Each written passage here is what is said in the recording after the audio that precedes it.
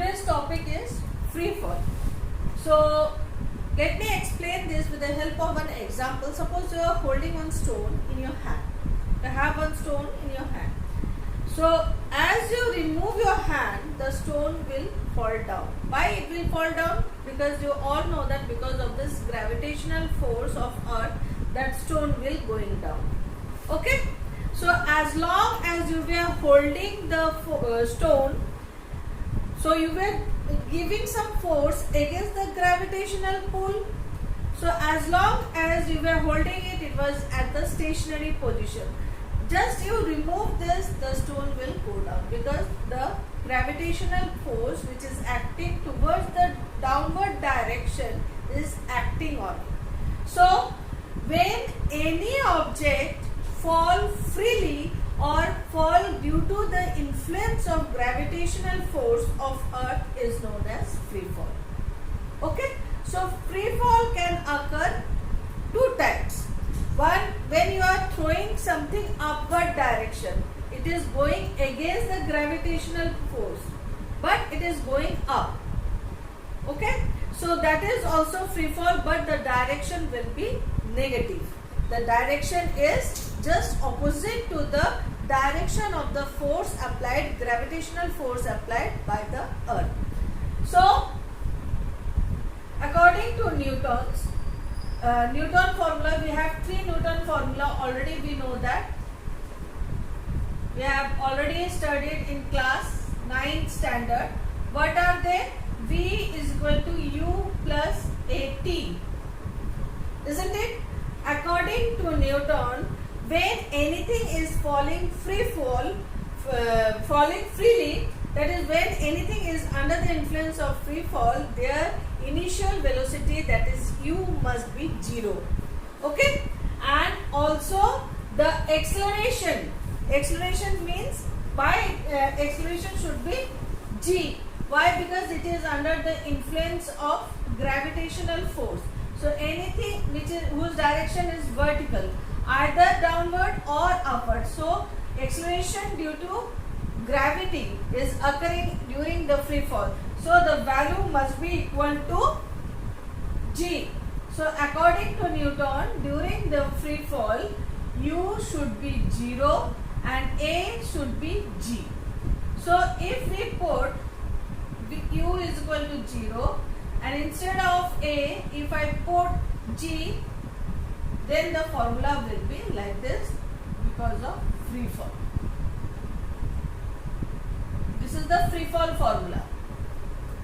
Again, if any object is going downward, that is, it is the direction of the acceleration is towards the direction of the gravitational force of the earth is same, then the G will be positive. That is, this is positive when the object is going down. When you are throwing something up, that is, the object is going upward, that is, the direction of acceleration is just opposite to the direction of the gravitational force, then the value of G should be negative. Then V is equal to minus GT during upward direction. This is the first formula of free fall. Next, second formula.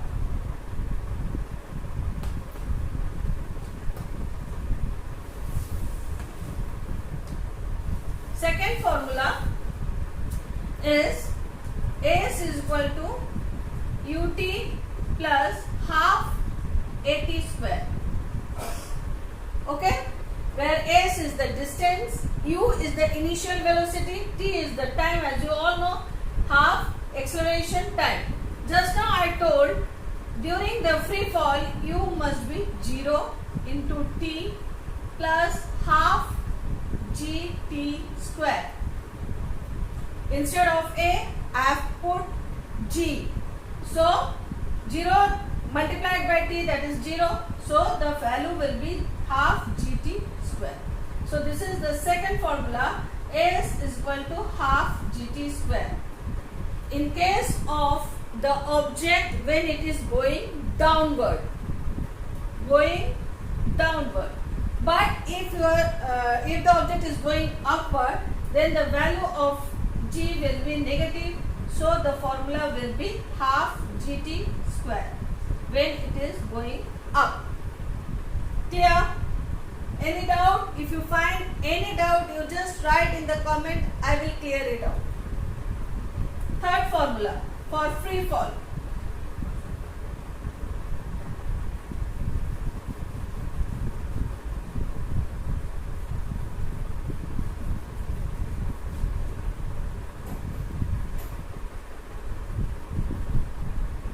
V square is equal to U square plus 2AS. That is the Newton's third formula. So V square is equal to U must be 0. So 0 square plus 2GS. So the formula will be V square is equal to 2GS. In case of downward, V square is equal to minus 2GS in case of upward. In case the object is going upward, then the formula will be V square is equal to minus 2GS. Clear? So these are the three formulas of free fall during if the object is going upward or downward for both the cases. Now, according to Newton, if anything is falling freely from above, from height, it must reach at the same time. Okay? Whatever the mass is, mass doesn't play any role according to Newton. But experimentally, what has been seen that he experimented this with two objects. One is with feather, another with one stone, and he just thrown it from the Tower of Pisa. But he found that the feather took much time to come down, whereas the stone came very early. Why? Here, why the mass mattered? The feather mass is very less and stone mass is more. But according to the formula, when any object are at the same height, mass do not bother, mass do not matter, but it must reach the ground at the same time. But when it has been experimented, just opposite happened. Why it happened? When anything falling freely into the earth's surface, that is falling freely downward vertically, so it feels some air friction. There are air everywhere in the earth, so they feel some frictional force of air as well as force of buoyancy. Okay, frictional force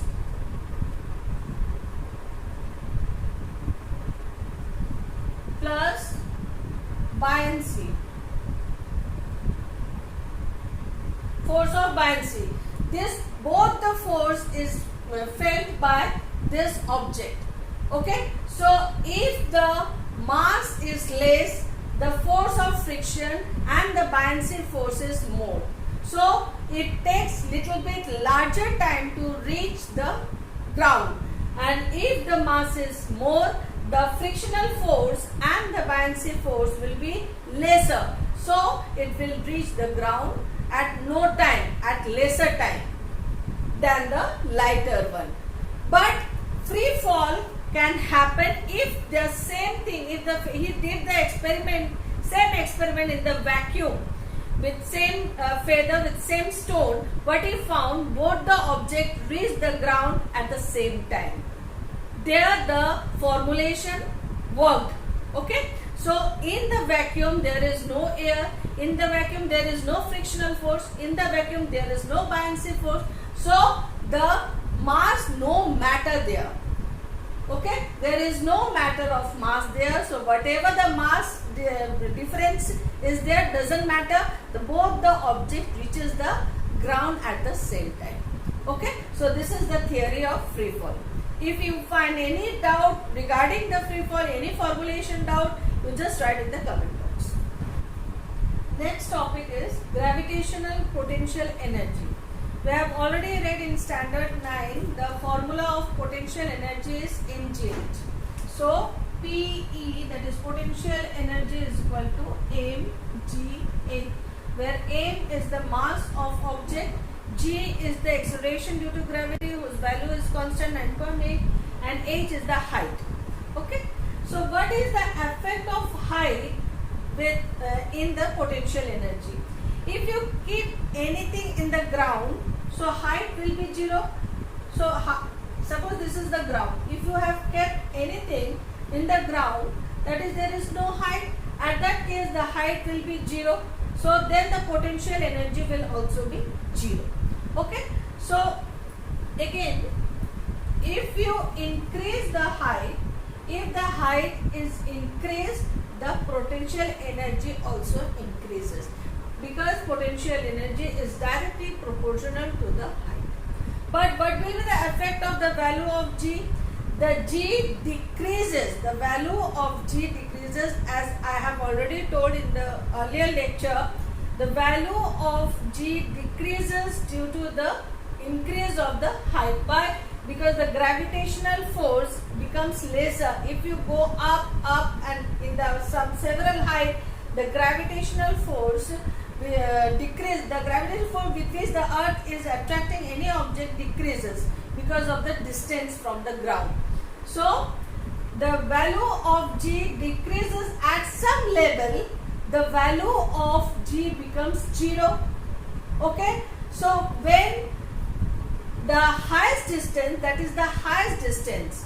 So if the height is that much where there is no gravitational pull experienced by that object because of that height.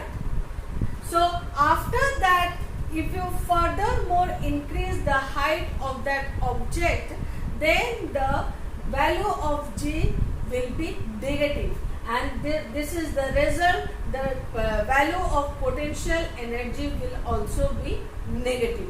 At that situation, that object will not feel any gravitational pull or any gravitational force by the earth because of the height. At that cases, potential energy will be negative, minus g. G is the universal constant of gravitation. M is the mass of earth. M is the mass of that object, minus r. R is the radius, that is the highest height when the g will become 0. If you move further the radius of the earth, then the value of g will become negative, which will make the potential energy also negative. So in that case, that object will not feel any gravitational pull of earth. It will escape out of the earth surface. It will go in the space. So in that case, there won't be any potential energy there. So what will be the velocity needed to go out of this earth surface? That is known as escape velocity. I will come in the next lecture later on. So if you find any doubt in potential energy, you just write in the comment box. Now my next topic is escape velocity. Okay, so we have already seen in my earlier example, when you throw something upward, it moves. When it moves upward, it again comes back after some time. Why it comes back? When it is going up, it is feeling some gravitational force from the downward direction, because of which the velocity is constantly decreasing. So at some extent the velocity becomes 0 because of the after the decreasing of the velocity, and when the velocity becomes 0, it again comes back to the earth surface. So now we will see what is the distance needed by any objects to get back down to the earth. Let's see. So we all know that Newton's formula, V is equal to U square plus 2AS. When you throw something up, the velocity decreases and at some extent it becomes 0. When it gets back, initial velocity. Again, if you throw anything up, it is going against the gravitational pull. So here we take the minus g. So if we take the minus g, because it is going against the gravitational pull, so it will be u square minus 2gs. So what will be the last distance? To find out the distance will be minus u square upon 2g. So this is the last distance of any object, this distance formula of any object to get back down again to the earth's surface after it is being thrown up. So from this formula, what we can assume, if the initial velocity is more, the distance will be more. If you throw with larger force, with the larger velocity, it will go very high. It is very obvious because the formula also tells like that. And here another thing what we find, if the distance is more, the value of gravity is less. That means the gravity value, the gravitational force decreases as it go at the highest. Okay, so there must be some distance or height where the value of g becomes 0. That means the object will not feel any gravitational pull from the earth's surface. That means it can escape from the earth's surface, or it will not get back to the earth's surface again because it is not feeling any gravitational pull or downward pull. So that velocity is known as escape velocity. So if I define it, the definition will be like that: the velocity required by any object to escape from the gravitational pull of the earth's surface is known as escape velocity. Okay, so there is one constant whose value is 11.2 km per second, the escape velocity's value. So if any object has that velocity, initial velocity, it will escape from the earth's surface and it will not come back to the earth's surface again. Okay, so if any spacecraft or anything is sent to the another, or any satellite is sent to the out of the space, then this initial velocity, it must extend this initial velocity. So how will you find out this value of initial velocity?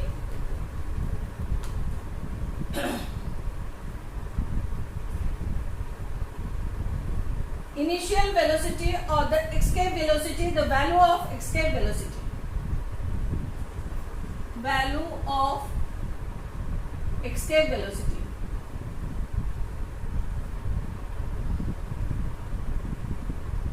How will you find out? Okay, you just divide into two. Any object possesses two kind of energy. One is the kinetic energy, another is the potential energy when it is inside the earth's surface. So in the earth's surface,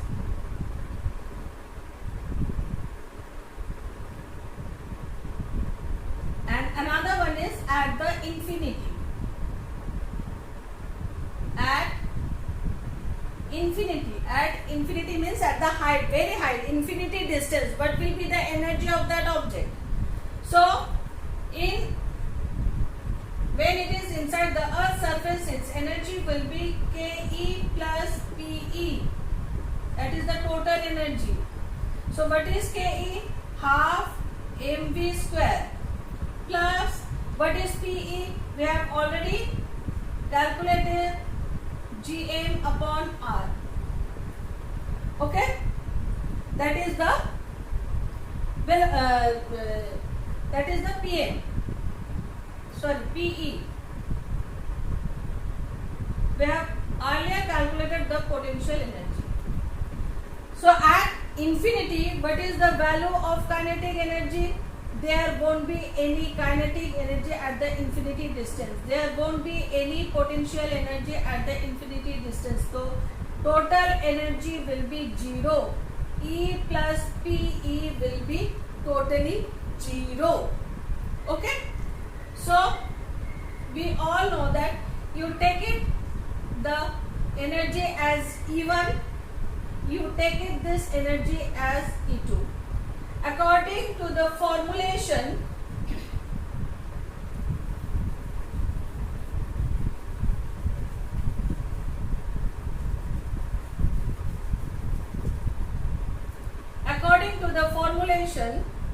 E1 must be equal to E2, that is half mv square minus gmm upon r is equal to 0.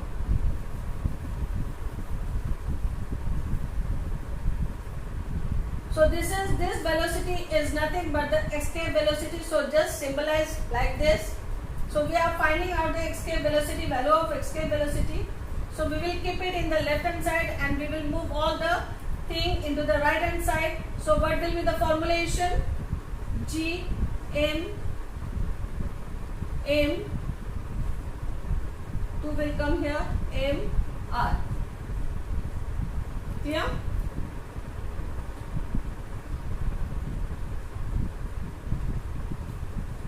Square root of 2gm upon r. Now multiply and divide both denominator and numerator with r.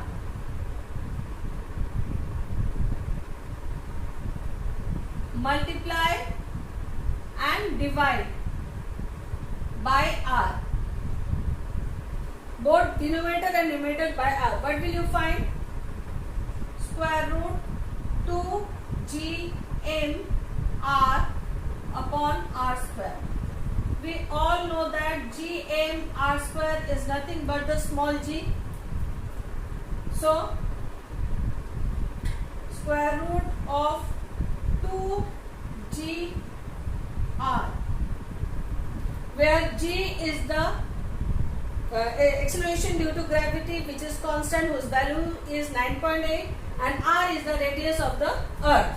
So take the value, square root 2 into 9.8 into what is the radius of earth? It is also constant, 6.4 into 10 to the power 6. So its value is 11.2 kilometer per second. Clear? So this is the calculation to find out the value of escape velocity. So if you find any doubt regarding this also, you just write in the comment box, your doubt will be clear.